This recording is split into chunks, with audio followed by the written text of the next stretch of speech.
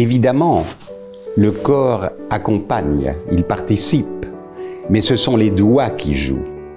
Et sur ce plan, il m'a beaucoup montré, c'est-à-dire, je me rappelle d'ailleurs sa main, il avait une manière d'appréhender la touche avec le doigt, évidemment avec après une relaxation totale dans l'avant-bras et dans le bras, mais c'était quand même le doigt qui façonnait, qui formait, un peu comme la touche, le doigt sur la corde, je veux dire, d'un violon, avec le vibrato, il sentait un peu la sonorité comme si le doigt écoutait.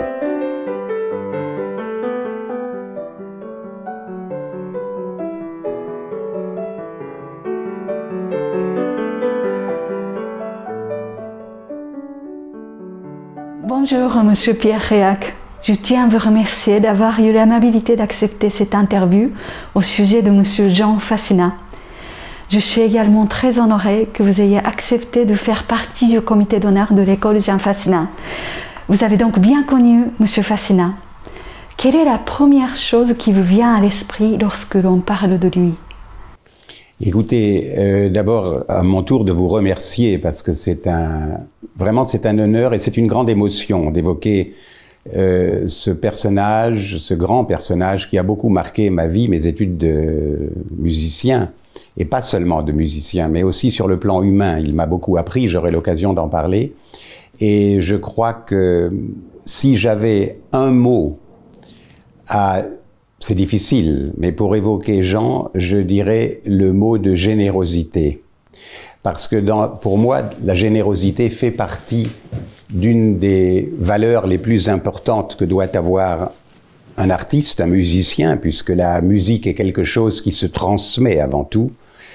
Je ne fais pour ma part aucune distinction entre un interprète exécutant et un pédagogue. Je ne peux pas imaginer l'un sans l'autre. Et je crois que Jean avait justement cette bonté, cette générosité, évidemment avec son talent exceptionnel.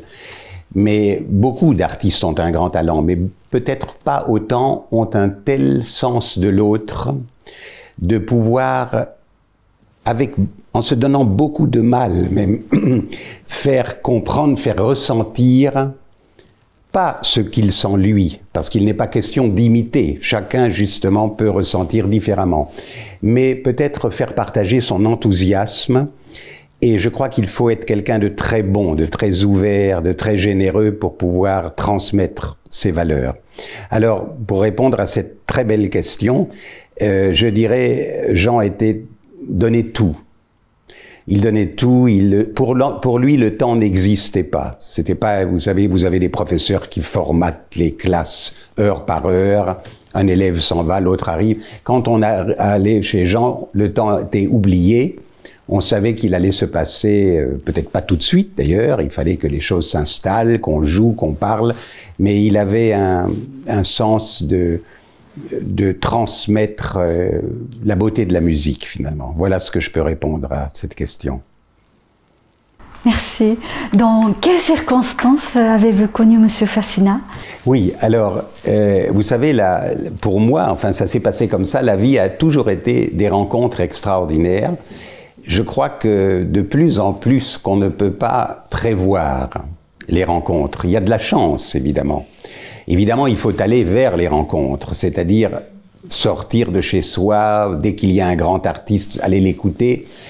Et tout en étant étudiant au Conservatoire national supérieur de Paris, et plus tard aussi à Londres, j'avais toujours la curiosité de rencontrer des artistes que j'aimais, ou des pédagogues que j'avais entendus faire des masterclass qui m'avaient impressionné.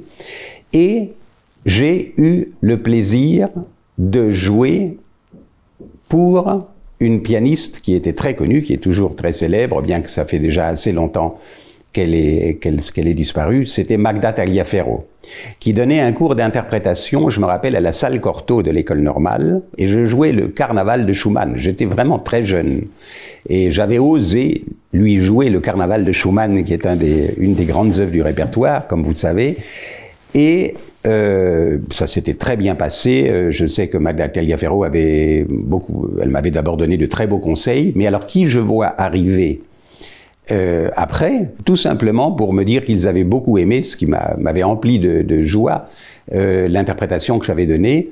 C'était deux amis de Magda Tagliaferro qui étaient Marianne Ribitsky et justement Jean Fassina. Et qui se sont approchés de moi en disant « Écoutez, voilà, vous avez très bien réagi à cette masterclass, on a été ravis de vous entendre. » Et je suis resté, après cette masterclass donc donnée par Magda Tagliaferro, en contact avec Marianne Ribitsky, que j'admire énormément, également pour son art de musicien, de professeur. C'est pour moi un très grand pédagogue. Je sais qu'il a une classe très réputée, encore maintenant, donc à l'école normale. Et j'ai commencé, comme je vous le disais, j'étais très curieux de un peu voir, bien que j'avais d'autres excellents professeurs, mais j'ai commencé à travailler avec Marianne Ribitsky. Et je me rappelle très bien qu'il m'a donné des conseils vraiment magnifiques sur notamment mon premier disque qui était la sonate de Alcan, qui est un compositeur romantique français qui avait été un ami de Chopin. Et j'ai eu l'occasion, quand je commençais à jouer, mais tout en étant encore au conservatoire, j'ai eu l'occasion d'aller lui jouer pas mal d'œuvres. Et Marianne me donnait des leçons merveilleuses, et tout simplement, d'une manière tout à fait naturelle, un jour, Jean était là et a écouté aussi. Et toujours avec ce sens de cette curiosité qui fait partie de ma personnalité, et aussi cette joie de rencontrer toutes sortes de gens et de confronter. Je trouve qu'il ne faut pas rester dans des sentiers toujours les mêmes. Il faut s'ouvrir, il faut voir que tout est possible dans la musique finalement. J'ai dit à Marianne, vous savez, cette personne-là qui est là-bas, j'aimerais aussi travailler avec lui. Et Marianne, avec lui aussi, il est merveilleux sur ce plan de compréhension des jeunes, m'a dit, mais Pierre, il n'y a aucun problème, voilà, je vais dire à Jean que vous voulez le voir, et je me retrouvais, non pas à côté de Marianne au piano, mais cette fois-ci à côté de Jean. Et je ne peux pas d'ailleurs dire que ce sont deux pédagogues identiques, pas du tout. Chacun a sa très grande personnalité. Mais je dois quand même à Marianne d'avoir connu Jean, à Marianne Ribitsky d'avoir connu Jean Fassina. Et après, on est restés très amis. Il n'y avait pas l'ombre d'une rivalité, évidemment, entre les deux. C'était une sorte, je dirais même, de complicité sur le plan musical, artistique. Je me rappelle de dîner à trois, et aussi avec mon épouse à l'époque, on parlait de musique, on a passé des moments merveilleux. Mais je réponds donc à votre question, c'est grâce à Marianne Ribitsky que j'ai pu rencontrer Jean Fassina. Et je reste très reconnaissant à Marianne de cela, parce que comme je vous le disais, Jean m'a beaucoup marqué en tant que musicien et artiste. Y a-t-il eu des différences qui vous ont marqué dans l'enseignement de M. Fassina? Oui, des différences. Je n'aime pas tellement ce mot différence. Je vais vous dire pourquoi. Parce que justement, je crois que tout peut être possible, à condition, il y a des conditions. Et évidemment, à partir d'un certain niveau, ces conditions, on n'a même pas besoin de les dire. C'est le respect du texte avant tout, c'est le style d'un compositeur. Je crois qu'on peut toujours actualiser une interprétation. Il est certain qu'aujourd'hui, un jeune ne joue pas comme des gens comme Rubinstein ou Horowitz. J'ai eu le grand privilège dans ma vie de rencontrer Rubinstein quand j'ai eu une médaille à son concours, et j'ai eu ses conseils régulièrement à Paris. Et c'est aussi une des grandes joies de ma vie. Mais avec Rubinstein, ce n'était pas, je peux dire, des vraies leçons. C'était plutôt des conseils, parce que c'était quand même beaucoup moins souvent. Mais enfin, je me suis rendu compte souvent que tout se rejoint. C'est-à-dire que certains pédagogues peuvent avoir des approches différentes, mais c'est toujours un peu comme une pyramide pour tendre dans une direction, vers quelque chose de beau, tout simplement. Et la beauté, c'est évidemment le style du compositeur, c'est comme un message merveilleux, une lumière à laquelle on peut accéder. Alors, est-ce que Jean s'y prenait différemment, puisque vous m'avez demandé cela? Je vais vous répondre ce que je dis moi, mais ça n'engage que moi. Je crois que Jean était très exigeant. Et encore aujourd'hui, je me rends compte, en plus de cette générosité dont je parlais au début de notre entretien, je me rappelle cette exigence qu'il avait peut-être beaucoup plus que d'autres professeurs ou grands maîtres que j'ai eu l'occasion de rencontrer. Et on parlera plus tard, tout à l'heure, peut-être de son exigence aussi de mettre un doigté sous chaque note. Mais l'exigence, c'était une exigence d'écoute. D'ailleurs, il y a une chose qui m'interpellait beaucoup, c'est que il ne se mettait pas lui-même vraiment au piano. Il avait un art pianistique extraordinaire. Il avait les plus belles mains que j'ai vues dans ma vie. Les mains de Jean étaient vraiment les mains elle m'impressionnait parce que quand il posait sa main sur le piano, on avait l'impression que la main était faite pour le clavier. Et il avait beaucoup... J'étais toujours très impressionné par ses mains. Et aussi, il parlait merveilleusement. Il trouvait le mot juste. C'était un homme d'une grande culture aussi. Pas seulement musicale, mais je crois littéraire. Il avait lui-même beaucoup travaillé, bien sûr. Il connaissait aussi, d'une manière humaine, tout ce qui rend ce métier si difficile, c'est-à-dire les problèmes de ce qu'on appelle le trac, mais aussi l'angoisse de ne pas être prêt. Il parlait, et il en parle aussi dans ce merveilleux livre qui s'appelle « Lettre à un jeune pianiste », que personnellement j'ai adoré. Je l'avais seulement trouvé un peu court, parce qu'on aurait eu envie qu'il puisse... Peut-être qu'il devait faire un livre pas trop long, mais il était si riche comme pédagogue qu'il aurait pu certainement... Enfin, pour nous, ses élèves, il développait d'une manière extraordinaire tout ce qu'il disait dans ce livre. Il parlait aussi beaucoup de l'art de mettre la pédale. Mais je crois que... Alors la différence, oui, c'est... Il écoutait beaucoup. Et pour lui, la sonorité, c'était primordial. C'était quelqu'un qui était loin de toutes ces choses qu'on entend souvent dans les conservatoires, de cette perfection mécanique et aussi ce besoin de faire les choses rapidement et très vite. Il pouvait rester très longtemps sur... Je me rappelle par exemple le 4e concerto de Beethoven, je l'ai beaucoup travaillé avec lui, c'était avant un concert, et on avait peut-être passé 2 heures sur cette première ligne qui est si difficile, parce qu'il préparait tout. Il préparait tout. Il ne laissait rien au hasard. C'est-à-dire, il analysait au début, d'une manière à la fois intellectuelle mais aussi auditive, ce que signifiait une phrase, et après, il fallait, d'après l'idée qu'il avait, d'après la direction qu'il s'était donnée et qu'il nous avait transmise, comme étant sans doute la bonne direction, il fallait trouver ce phrasé. Alors il y a une chose qui m'impressionnait beaucoup, et qui le différenciait aussi de certains très grands professeurs, c'est qu'il attachait à mon avis, enfin je vous dis ce que j'en ai ressenti moi en tant qu'élève, ayant travaillé avec lui, il parlait toujours de la préhension de la main, il faisait souvent ça, enfin à moi, il m'a souvent montré ça, et il disait que tout était dans le contact entre... Et je crois que c'est cet enseignement qui était le sien, le contact entre le doigt, il me disait toujours, Pierre, les doigts, les doigts, les doigts.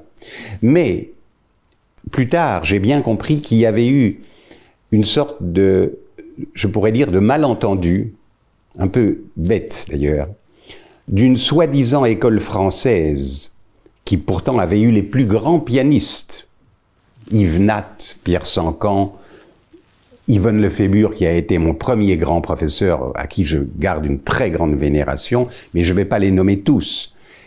Marguerite Long, quand on entend les disques de musique de chambre de Marguerite Long, on dit toujours Marguerite Long, c'était le jeu perlé.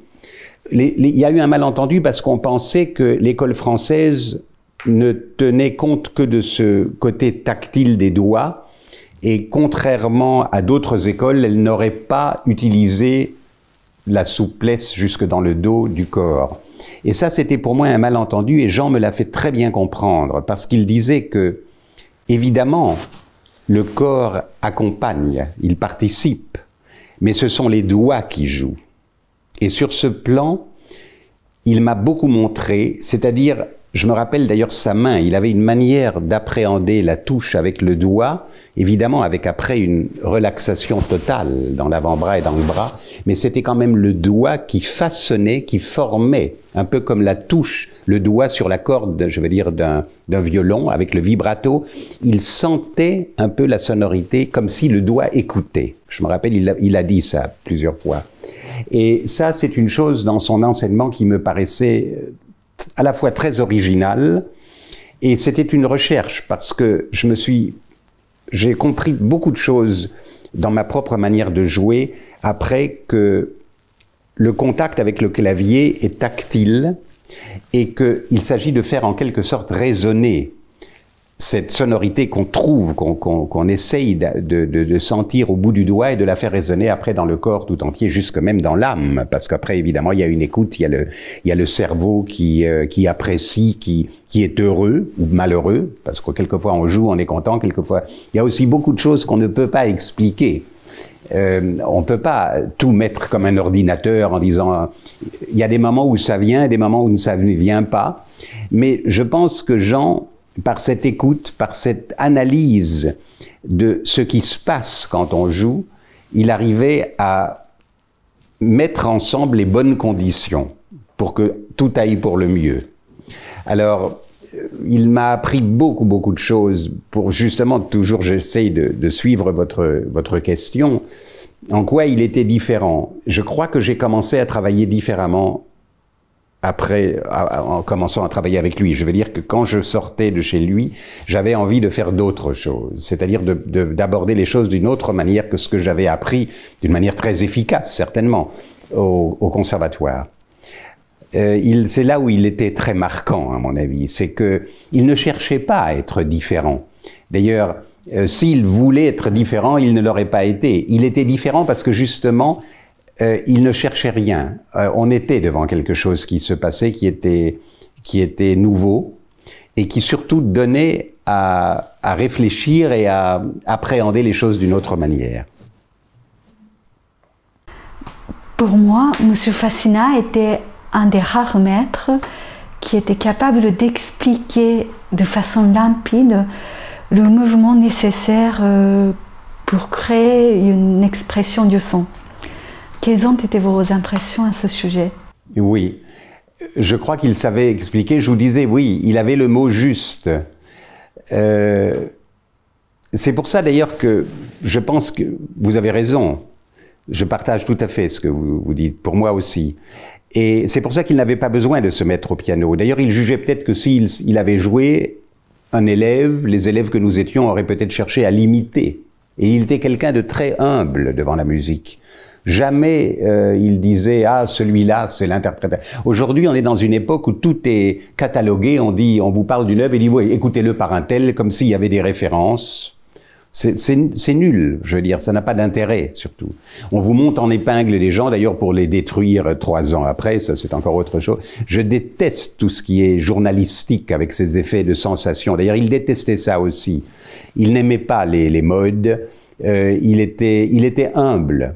Il savait qu'on pouvait découvrir quelque chose d'inattendu, d'imprévisible, sans s'en rendre compte. Et il ne cherchait pas à montrer quoi que ce soit. Mais il ne se mettait pas au piano. Il avait une sorte de charisme, de présence un peu magique. Mais il expliquait quand même avec des mots. Je suppose d'ailleurs que ces mots n'étaient pas forcément les mêmes pour tout le monde. Parce qu'il y avait une sorte de connotation de transparence. Je veux dire, il réagissait par rapport à ce qu'il entendait. Mais justement, je vais vous dire quelque chose, il ne m'a jamais gêné.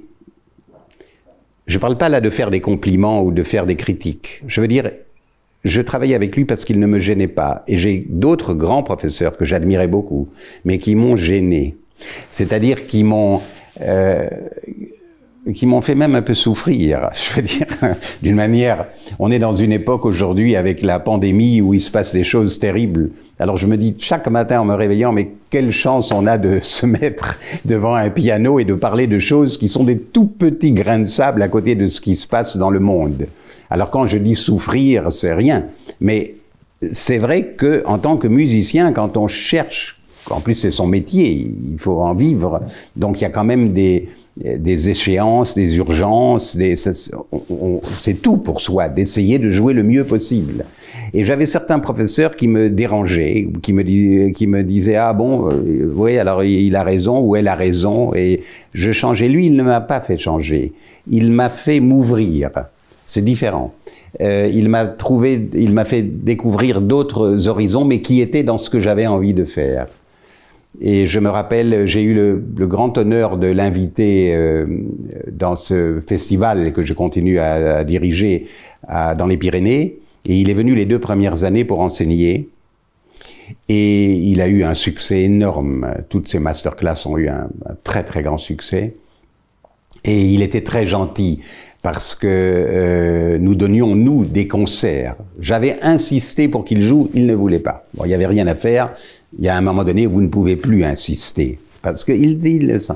Mais il était plus qu'un interprète. Il était une sorte d'âme, d'éminence grise. Enfin, on savait qu'il était là, il rayonnait auprès de tout le monde.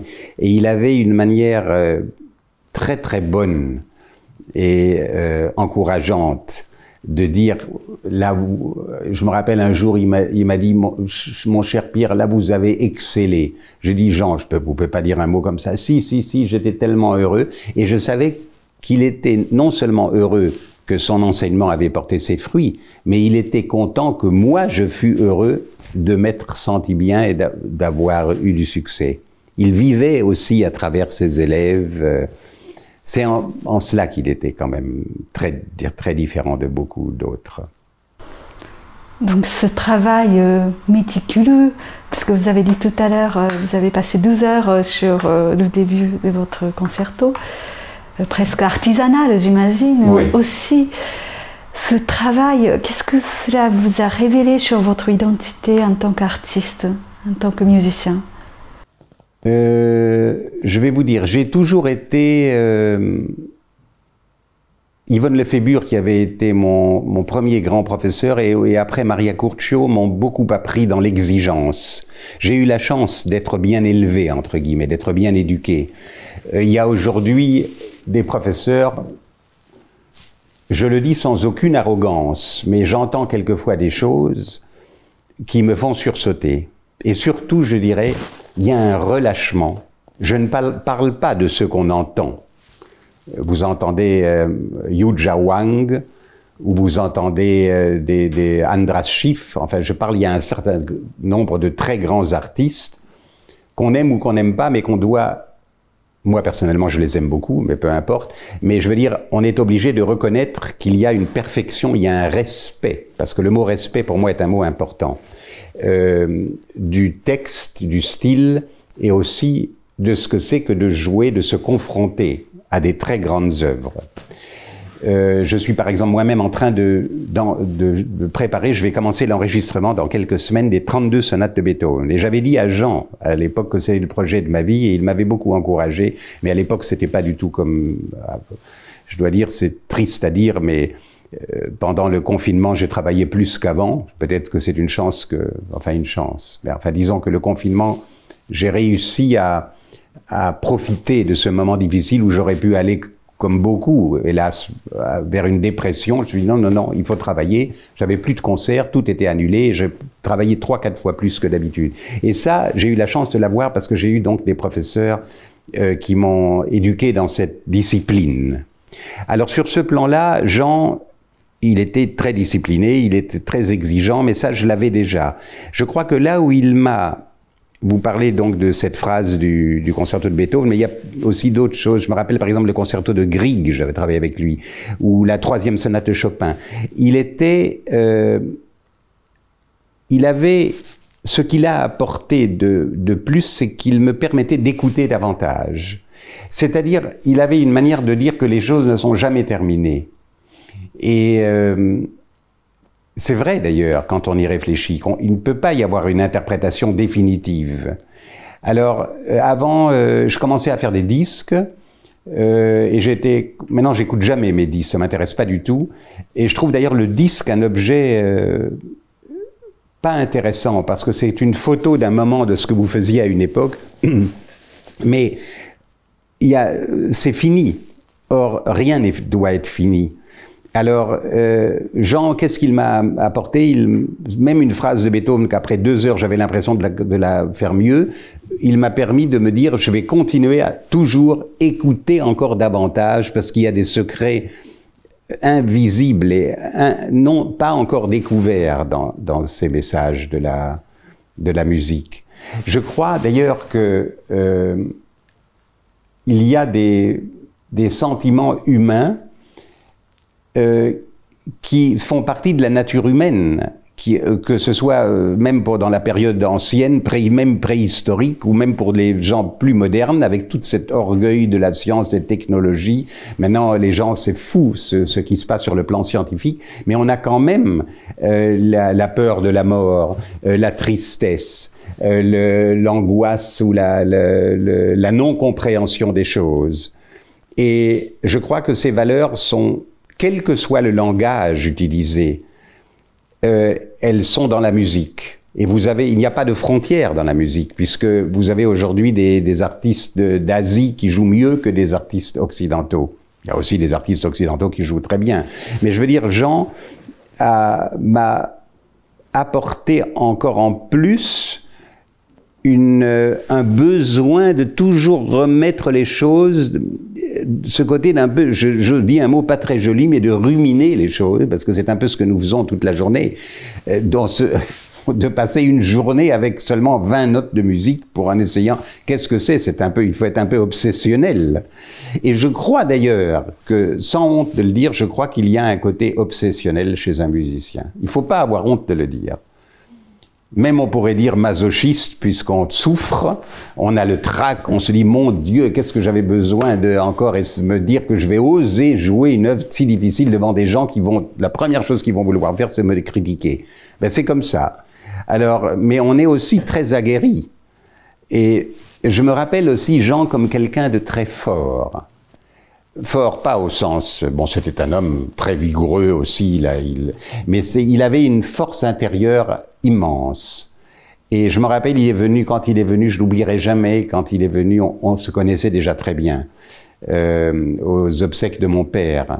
Il a trouvé en 2-3 mots, évidemment ça me touchait beaucoup parce que c'était lui. S'il y avait quelqu'un d'autre moins important dans ma vie qui me disait, ça m'aurait pas touché de la même manière. Mais je veux dire que ce que m'a dit Jean, la manière dont il accompagnait les gens, je sais qu'il y a beaucoup d'élèves qui disent ça de lui.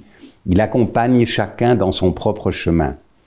Donc voilà, c'est ça que je peux dire, ce qu'il a porté, ce qu'il m'a fait découvrir en plus de ce que j'avais déjà un peu quand même. Monsieur Fassina était passionné par l'enseignement. Oui. Qu'est-ce que l'enseignement pour vous?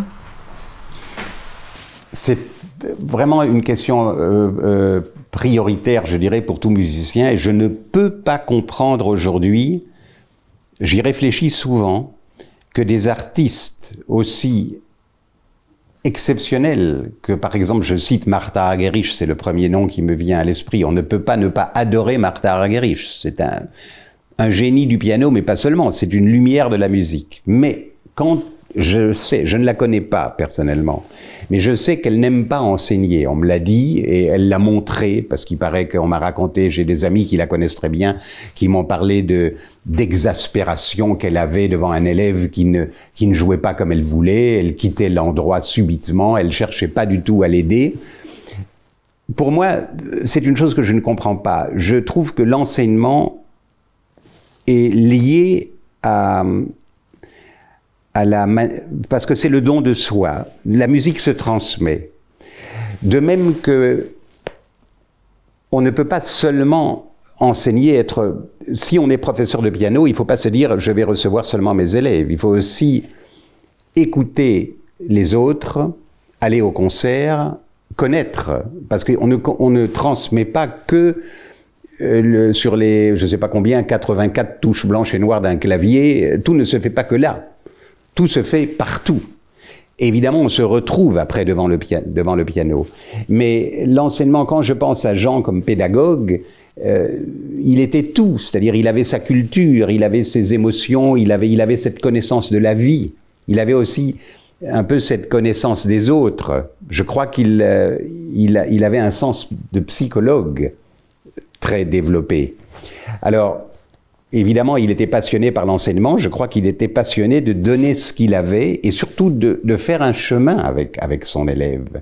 C'était pas seulement le côté professeur-élève, voilà, moi je sais et je t'apprends. C'est pas ça. C'est de cheminer avec. D'ailleurs, moi-même, j'ai souvent fait l'expérience que mes propres élèves m'ont beaucoup appris. J'ai appris beaucoup de mes élèves. Et j'ai retrouvé des choses, et il m'est arrivé, et Jean le disait souvent de ça, qu'il était un peu façonné par la connaissance qu'il avait, ces expériences humaines qu'il avait pu avoir avec ses élèves. Et d'ailleurs, il avait des rapports amicaux avec ses élèves. En tout cas, moi, je fais partie de ces heureux élus, je pourrais dire, parce qu'il a tout de suite, on parlait de plein de choses. Il me parlait même par rapport à l'actualité, et c'était toujours quand même dans le souci de mieux se connaître. Et voilà. Alors, qu'est-ce que c'est l'enseignement? Enseigner, c'est évidemment, c'est donner. Évidemment, par l'âge aussi, par les expériences, on peut donner à l'élève des choses que l'élève n'a pas, lui, encore découvertes.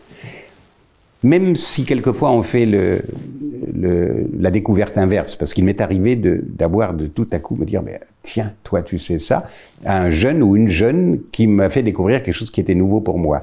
Donc, ça marche dans tous les sens. Mais je crois que l'enseignement, c'est un cheminement que vous pouvez faire avec quelqu'un que vous avez choisi, évidemment. Évidemment, il faut garder l'ordre, le cadre de l'enseignement, c'est-à-dire c'est une leçon, vous devez respecter celui qui vous enseigne. C'est pas n'importe quoi, c'est pas fait d'une manière totalement empirique. Il faut, je crois beaucoup d'ailleurs à une sorte dans les relations, un peu d'ailleurs avec les enfants et les parents. Je crois qu'il faut un certain ordre, un certain respect. On peut pas faire n'importe quoi et n'importe comment. Mais après, il y a une complicité qui s'établit, parce que aussi une reconnaissance, une très grande gratitude, évidemment, mais je pense que Jean adorait l'enseignement pour ces raisons-là, et pas seulement parce qu'il avait la chance et le privilège lui-même de transmettre quelque chose de merveilleux, qui est la musique, mais je crois que l'expérience humaine et l'accompagnement de chaque élève était pour lui quelque chose de primordial. Et M. Fassina passait beaucoup de temps à écrire les doigtés pour chaque élève. Les doigtés, on peut dire que c'était un des piliers très importants pour son enseignement. D'après vous, quelle importance cela avait-il pour lui? Écoutez, je vais vous dire, je crois qu'il avait raison. S'il le faisait, ça veut dire que c'était très important pour lui. Autrement, il ne l'aurait pas fait. Mais je vais vous dire pourquoi il a raison, et je fais moi-même. Je dis toujours à mes élèves, mais voulez-vous, s'il vous plaît, marquer vos doigtés? Et c'est très facile à expliquer. D'abord, le fait d'écrire un doigté, vous en prenez conscience. Et après, il faut surtout pas jouer par cœur quand on n'a pas vraiment approfondi complètement une partition. Moi, je dis toujours à mes élèves, la mémoire, c'est pas... Il y a des élèves qui disent, ah, j'essaierai demain d'apprendre cette demi-page, et si tout va bien à la fin... Mais c'est pas ça, la mémoire. La mémoire, c'est que, à force de répéter, de rabâcher, de ruminer, pour dire le mot qui vous faisait sourire tout à l'heure, que j'ai employé, mais je crois que c'est ça, je crois qu'il y a un moment donné où vous êtes tellement imprégné de ce travail, de ces répétitions, que la mémoire vient, c'est-à-dire que vous êtes un peu identifié à ce que vous jouez, et vous arrivez à le jouer de mémoire, c'est-à-dire le jouer par cœur. La répétition n'est pas quelque chose de péjoratif. Et il y a un chef d'orchestre que j'admire plus que tous les autres, qui est Sergiu Celibidache, qui était le roumain. Mais il y a des chefs d'orchestre merveilleux dans le monde entier. Je dois dire, j'ai une passion pour l'art de diriger. Malheureusement, je n'ai pas pu le faire moi-même. Mais Celibidache disait que quand on ne répète jamais de la même manière. Parce que c'est un peu comme des strates différentes et on va répéter par rapport à la fois qu'on répétait avant. C'est un peu comme la mémoire, on répète de mieux en mieux. C'est pas une routine, la répétition. Donc, je crois que le fait de répéter et le fait d'avoir des doigtés marqués sur les partitions D'abord, ça va aiguiser votre mémoire visuelle, parce que la mémoire visuelle existe. À force de travailler une partition où vous avez, par exemple, je dis une chose un peu bête, mais c'est vrai, le thème d'une sonate qui commence à la page de gauche en haut, et vous avez tel passage en bas à droite, de la page de droite, c'est quelque chose qui entre dans votre cerveau, il n'y a pas d'histoire. Et quelquefois, on dit que ça fait du bien au cerveau de changer d'édition et peut-être après que les choses soient présentées d'une autre manière. Mais il y a cette mémoire visuelle. Mais plus que tout, et c'est là où je crois que Jean avait totalement raison, il y a la mémoire digitale, la mémoire tactile. Et qu'est-ce que c'est un doigté? Un doigté, il y a beaucoup de doigtés possibles. Parce que le doigté doit vous rendre la chose la plus facile d'après la forme de votre main. Tout le monde n'a pas la même main. La main de Jean Fassina n'était pas la même main qu'un autre grand artiste. Donc, il proposait, il n'obligeait pas, mais il proposait certains doigtés qu'il jugeait aller non seulement par rapport à la forme de la main que vous aviez, mais aussi par rapport à rendre facile un phrasé. Et je l'ai vu même quelquefois pour chanter, mettre des doigtés pas du tout logiques, de chanter sur un 4e doigt, par exemple, qui pourrait être considéré comme un doigt faible, ou alors de faire tout à coup un croisement, parce que ça sonnait, il voulait que ça sonne toujours. Donc le doigté dépend de la sonorité que vous voulez, de la forme de votre main, de ce que vous voulez faire par rapport au phrasé. Le phrasé, c'est la succession des sonorités. Donc le doigté, d'un doigté à l'autre, c'est très important. Mais il faut aussi le fait de l'écrire, se le remémorer, et quand vous l'avez écrit, et c'est ce qu'il faisait, vous êtes sûr de le réutiliser les jours après. Et le doigté finit par faire partie de vous-même. C'est un peu comme une direction que vous prenez, et après, ça aide la mémoire, justement. Et je vois beaucoup d'élèves qui n'écrivent pas leur doigté, alors un jour on met un 2, un jour on met... Peut-être que, bon, vous allez me dire, l'improvisation, c'est aussi une chose très belle dans la musique. Mais je crois... C'est intéressant votre question, parce que justement le doigté c'est un peu le contraire de l'improvisation, puisque si vous improvisez, ça sous-entend que vous jouez ce qui vous vient, et donc il n'y a pas de doigté préparé. Mais je crois que j'ai des amis improvisateurs, et j'admire, moi je n'improvise très mal. Je ne suis pas capable d'improviser. Ça ne fait pas partie non plus de ma personnalité. Mais j'admire beaucoup ceux qui sont capables tout à coup de se mettre devant un piano et de vous jouer des choses très belles, souvent. Et là, les doigtés viennent au moment où ils arrivent. Il y a rien de préparé.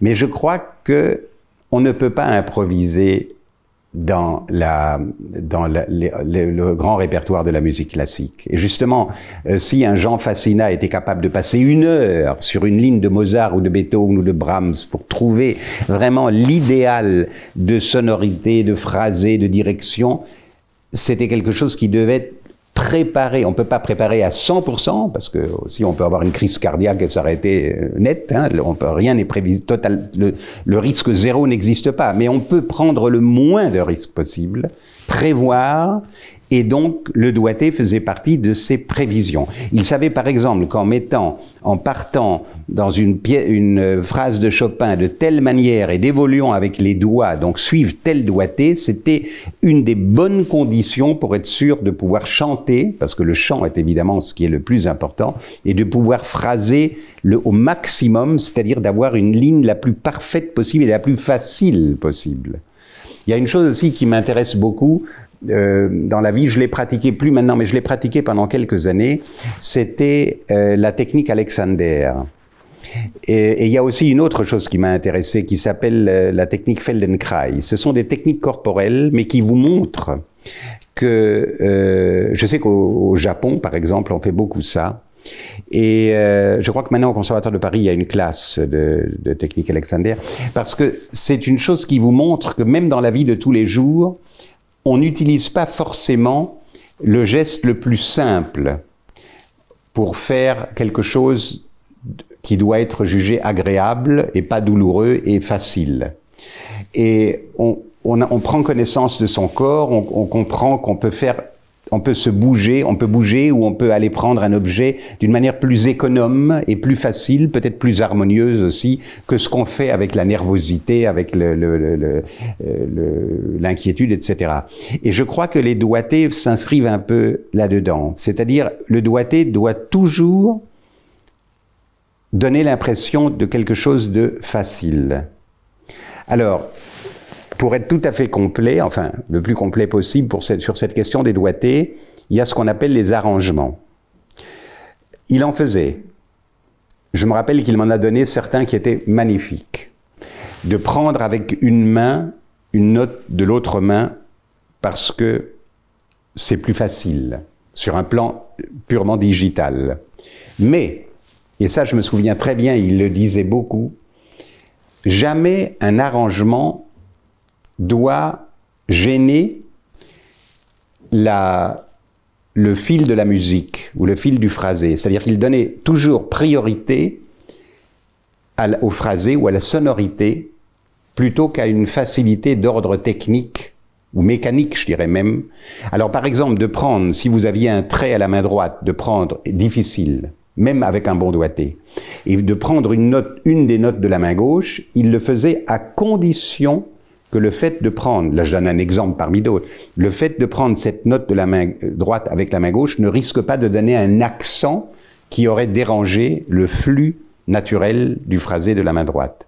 Donc il était pour certains arrangements, mais avec beaucoup de parcimonie, et quelquefois il disait que c'était mieux de faire sentir la difficulté, de jouer le trait même avec un bon doigté, mais tel qu'il était, même si c'était difficile, parce que la difficulté faisait partie de l'expression musicale.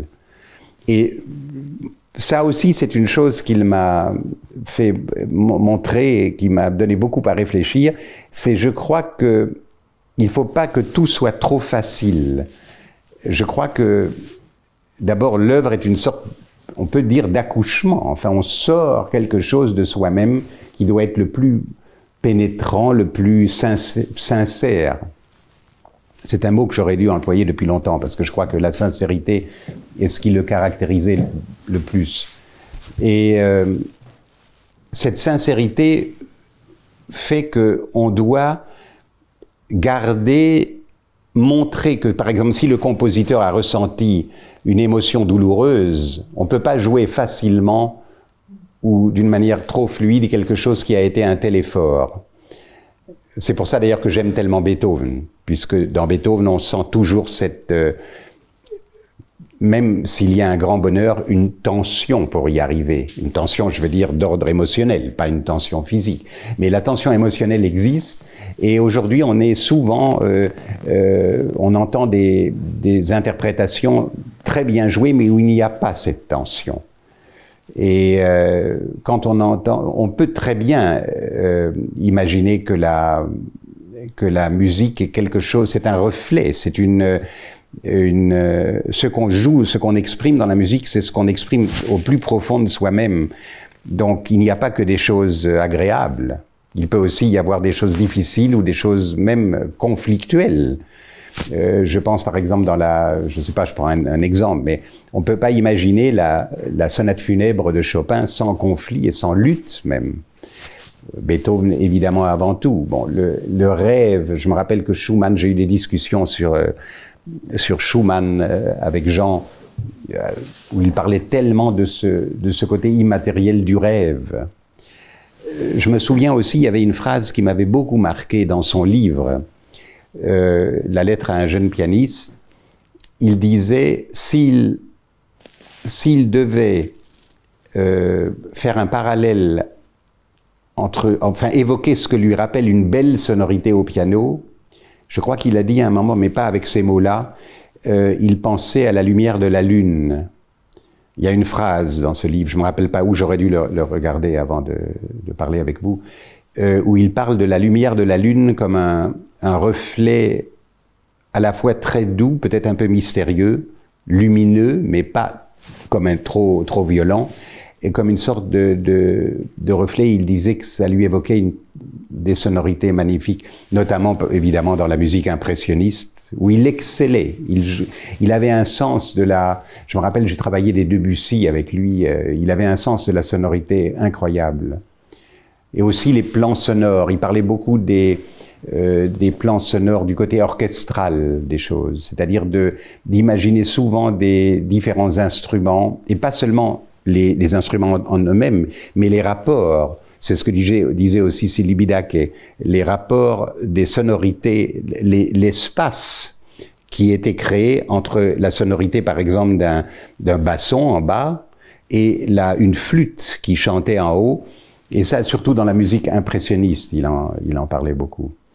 Mais par exemple, pour revenir à cette question des doigtés, dans la musique polyphonique, on ne peut pas imaginer ne pas écrire les doigtés, parce que c'est très compliqué de jouer 2 ou 3 voix, même quelquefois avec une seule main. Et comment voulez-le faire si on ne veut pas...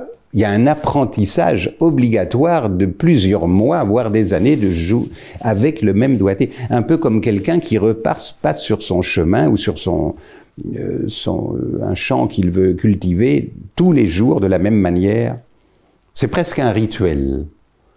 J'aime bien le mot rituel dans la musique, parce que je trouve que le rituel n'est pas une répétition. Le rituel touche un peu au sacré aussi, côté religieux, au côté du devoir à accomplir, et qu'il faut faire, même si quelquefois ça ne vient pas, mais on sait qu'on l'a fait.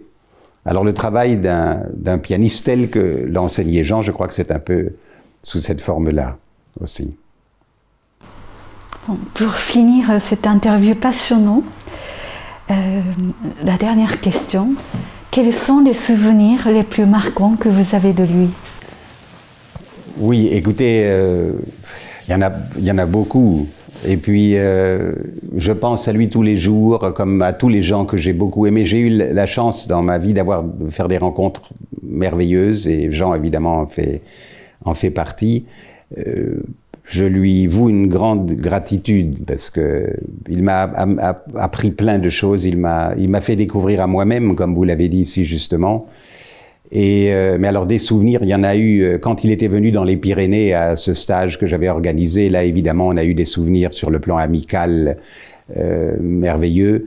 Le souvenir que je vous racontais plus tôt, quand il m'a accompagné au moment de la mort de mon père, qui était pour moi un drame, évidemment, comme pour chacun. Il était là avec là, tout simplement, sa présence, et 2-3 mots fait que c'était important pour moi, qu'il a dit. Mais je crois que si on se rappelle seulement de quelques petits souvenirs anecdotiques comme des points, enfin je veux dire, ça n'est pas suffisant pour parler de quelqu'un comme lui, parce que il n'était pas ponctuel, je veux dire, il n'était pas anecdotique, il était tout le temps partout. Il était une présence. Alors, chaque moment que j'avais la chance de le rencontrer, évidemment, on a dîné ensemble. Je sais qu'il aimait beaucoup les bons restaurants. Un jour, il m'a invité dans un restaurant, il y avait des vins fabuleux, on était très heureux. Après, je l'ai invité moi, on aimait aussi beaucoup sortir, ça nous est arrivé. Quelquefois, c'était avec Marianne Ribitsky. Et on passait des moments magnifiques, où il y avait aussi beaucoup d'humour, parce qu'il était capable d'avoir aussi beaucoup d'humour. Il était toujours de très bonne humeur, d'ailleurs. C'est ça que j'aimais chez lui aussi beaucoup. C'est qu'il était, il n'était pas le professeur désagréable ou seulement exigeant. Exigeant, il l'était, évidemment. Mais il était toujours très positif et de bonne humeur. Il avait un sourire... Il avait une telle gentillesse, toute simple.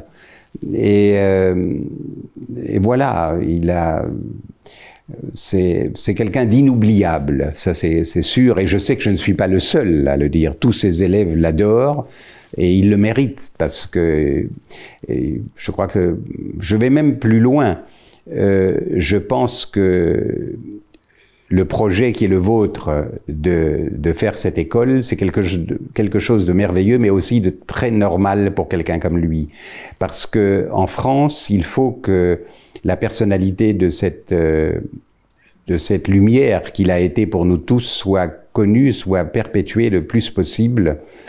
il n'y a pas assez de choses. Vous savez, il faut toujours se remuer pour aller parler d'un tel, ah, mais vous vous rendez pas compte, vous savez que, et les gens il y a tellement, on vit dans un monde où il y a beaucoup d'indifférence, je trouve.